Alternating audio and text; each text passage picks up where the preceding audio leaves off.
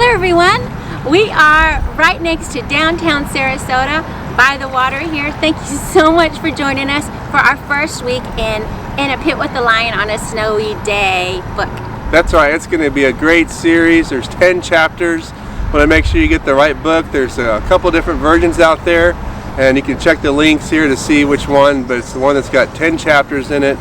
And it's going to be a great series about faith, about overcoming fear, anxieties, about looking for the opportunities in life, about growing closer to God, understanding prayer, and so many great things in this book study, and that's why we chose it. We know there's so much going on in our world today, and the thing that we need to do is just draw near to God, and God will help us sort it all out. So we're just encouraging you to take time to listen to these different chapters with us. It's going to be a great journey, so thank you so much. We're going to kick it off with chapter 1 tonight, which is Locking Eyes with Your Lion. Yes, wow. And I do want to say, you might hear some noises here and there because we do have the road in front of us, and we have the ocean behind us, and every once in a while we'll hear something noisy come by, so just bear with us in it. Jet skis went by a while back. That was pretty loud, but pretty cool. We were thinking that'd be neat to be on a jet ski. Maybe you could do your podcast on a jet ski sometime. That'd be so cool. Adventure at its finest. That's right. That so much. So thank you for bearing with us. We love being outside with you, sharing our beautiful city with you. So let's get started. The whole basis of this book is based on the scripture in 2 Samuel chapter 23 verses 20 and 21. It's a really cool story that I don't remember as a kid, and it's so awesome. I mean, it just really stands out there. It was a really cool thing that happened, and so we want to share that with you, and then let's dig into this together. This is what that scripture says again, 2 Samuel chapter 23 verses 20 and 21. Benaiah, son of Jehoiada, a valiant fighter from Kabzeel, performed great exploits. He struck down Moab's 2 mightiest warriors. He also went down into a pit on a snowy day and killed a lion. Whoa. And he struck down a huge Egyptian.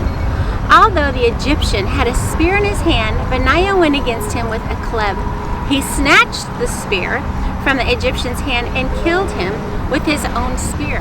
You see, buff dude right there, man. Yeah, and he wasn't afraid to go after these things. You know, you hear that he was with David, and you think that maybe all along this way David was mentoring him without even knowing it. Benaiah was sitting here watching the great exploits of David and his heart and passion for the Lord, right?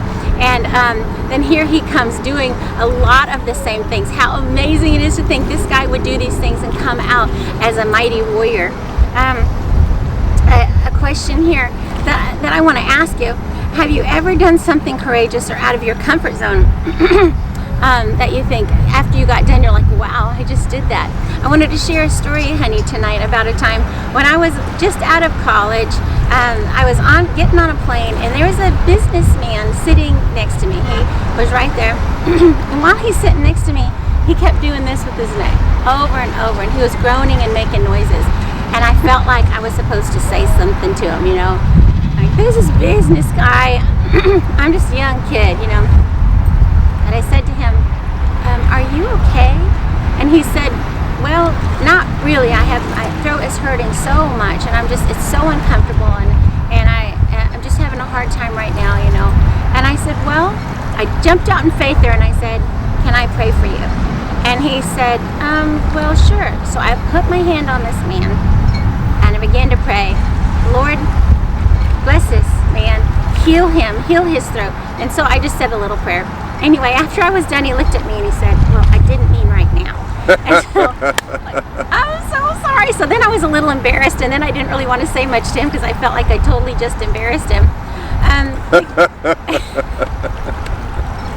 Can you just see, if you know Rhoda, can you just see that happening? I could just see that. I get myself in trouble. But anyway. By the way, just a little interjection. If you read, Rhoda's actually in the Bible. She is the one that got so excited when Peter came back, when the angel came and took him out of jail, that she slammed the door in his face after she opened it. And that tells you a lot about this Rhoda too, because she probably got so excited she might do the same thing. I mean, that's a good thing. She likes to get excited about things. I could identify with her anyway. But the story gets better. Hold on. So the guy and I, eventually he looks at me, and then we start talking about things. It was so cool that he started talking to me even after I just embarrassed him. He started telling me different things, and he started opening up about his business and how his business was having a hard time and he didn't know what to do. And so I'm just listening. I'm this kid. I don't know what to say. But when we were starting to land, he looked at me and he said, "Would you please pray for my business?" And I said, "Absolutely." And he said, "But not right now." Do it right now. I said, "Okay, I will. I will pray for your business." And look at the door that was open, and I left there thinking, God, thank you for letting me be bold enough to ask him if I could pray for him, because it went into another thing. I've thought of that man often through the years, wondering whatever happened to him in his business.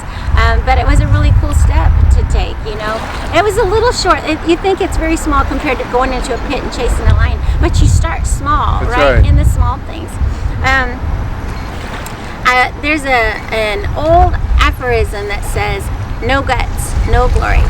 When we don't have the guts to step out in faith and chase lions, then God is robbed of the glory that rightfully belongs to him, right, in that situation. And I stepped out, and I would love to hear or see any posts that where you stepped out into something and it was a little scary, and you saw on the other end, you're so glad you did it. It was hard to do, but you did it. I want to read another scripture to you in 1 Peter chapter 5, verses 8 through 10. And this talks about the enemy, the roaring lion, who Satan tries to come and get the best of us. And this is what it says: "Be alert and of sober mind. Your enemy, the devil, prowls around like a roaring lion, looking for someone to devour. Resist him and stand firm in your faith, because you know that the family of believers throughout the world is undergoing the same kind of sufferings that you are, and the God of all grace, who called you to this eternal glory in Christ, after you have suffered a little while, will himself restore you and make you strong, firm and steadfast." That's so good. What a great scripture. Something for us to keep in mind so much today, because there's so much going on around us. Boy, it's so easy to watch the news or even our own lives or what we hear from other people and kind of just want to isolate ourselves or feel like, wow, what's going on around me? And we're just here to say, you know what? God's got you, and God's got a plan for your life, and we need just to lean into him a little bit more than ever actually right now, just to know that even in the midst of troubled times in our world today, that God is still for us and he's still with us. And maybe that's not you. Maybe you're on the top of the world tonight, everything's going great, and that's awesome. But this message is for you too, because it's just a reminder that we need to keep this with us, because not everyone is on the top of the world, and we need to be able to share with them these things that God would have us to share to help them with what they're going through. And so there's another a quote in the book that I wanted to share for a minute. It says, Mark Batterson says, "God is in the business of strategically positioning us in the right place at the right time. A sense of destiny is our birthright as followers of Christ." I love that sentence, and that's so true. I'm going to read it again. A sense of destiny is our birthright as followers of Christ. God is awfully good at getting us where he wants us to go, but here's the catch. The right place often seems like the wrong place, and the right time often seems like the wrong time. Can you relate to this? As we look back on our life and we see all kinds of things that have happened, and maybe there was times where we think, man, how am I going to get out of this? But it became something that was actually something that pivoted us forward and moved us forward to the next big thing in our life. And in fact, all of life, if you think about it, the good comes out of the struggle that we have. It's true in nature, it's true with us as well. And we just want to say that God wants to help us through those times. And so the story about Benaiah is that, you know, he became the captain. He was a captain of the guard, and then he was the right-hand man for David. And so basically what Mark Batterson is saying is this opportunity that Benaiah had, he would have no way of knowing what would happen years down the road for him. But because he sees that opportunity and he believed that God was with him to do that, and he was courageous to carry out that seemed like impossible task in these situations that he was in, because that courage was there, God used him in other situations where God needed a man of honor and courage to support the King David in all the battles that he was in.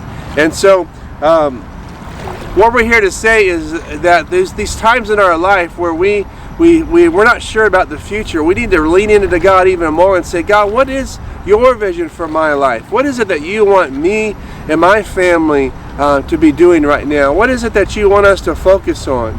And even getting down to the detail. And there's a passage in Habakkuk 2:3 that talks about that. It says, and the Lord answered me and said, write the vision, make it plain on tablets, that he may run who reads it. For the vision is yet an appointed time, but at the end it will speak, and it will not lie. Excuse me. Though it tarries, wait for it, because it will surely come, it will not tarry. So this, I don't have time to go into what all that passage is talking about, but the principle is this, that when we can really lean into God and he can tell us the things that he wants us to do, and we can write it out plainly. We might not know all the steps. In fact, you really won't know all the steps, and we won't know all the steps. But we can hear from the Lord, and the God might say, look for this, or work on this area of your life, or this is a distraction, remove this distraction, or add this to your life. And those are things that we can write out and say, God, I want to work through those things and write those things so that we will accomplish what God has put before us. Let's see. We've all experienced some lions in life, and there's opportunities maybe that come your way, and perhaps like us, there's times when you said, nope, not today. I'm not up to the battle. I'm not up to that, and you went the other way. And you know what? God still loves you. He's, you're not doomed for life because maybe you missed it here or there. Think about today. God has a plan for you today, and God wants to redeem your past as well. And so we've all missed it at times, and we've all made it at times. And so we all have that in common. Can I say something there? Yep. Sorry. Because in this, there's such a thread of what the enemy is trying to do to take you from those things. Like what the enemy wants to do more than anything is cause fear in your life. Fear to step back, fear from being who you're made to be, fear from stepping out the door sometimes with all that we've been through, and even now with the pandemic, all this going around. Yep. And there's so much fear and anger. I just read a thing yesterday about how some people are so angry about just so many things, and the enemy loves to stir that up in you. Oh yeah, that's true. Oh yeah, oh yeah, keep going with that, and he's just going to keep knocking on you. It's like he wants to tap you all the time and feed all this negative stuff, and you just have to say, there's a song, fear is a liar. It's a good song if you listen to that. That's because right. it's how he wants to rob and take our peace and our joy and all of those things away. We've got to hold on to what the promises of the Lord are, and not listen to what he's trying to say, because the enemy's right there. From the time we go to bed, from the second we wake up, he wants to start feeding us things. And sometimes you just have to jump right out of bed, put some worship music on, and devote. It just says we got to keep our eyes on the Lord, right? And he's going to give us that peace. So, and remember that the enemy, he's trying to knock us off. And remember, right. It's not just us. He doesn't want to see us have any victory in our life. That's right. That's good preaching. Okay. It is a great passage that has to do with being strong. It's in Joshua. In fact, the whole first chapter of Joshua, over and over, he says, be strong and courageous. And just a background on that, Joshua is taking over for Moses. What a job that'd be, right? Wow. How'd you like that on your resume? Took over for Moses. Joshua was a military commander, and Moses was a diplomatic leader, and God knew what was about to be around the corner. Israel was about to fight a lot of battles. But Joshua wouldn't know that. Moses would have known that. But that was what was around the corner. And so this leadership change was key. And so Joshua had to know that he had to be ready for what God is having for him. And now we're starting to get rained on. It's getting rainy, so we might have to stop this, just saying.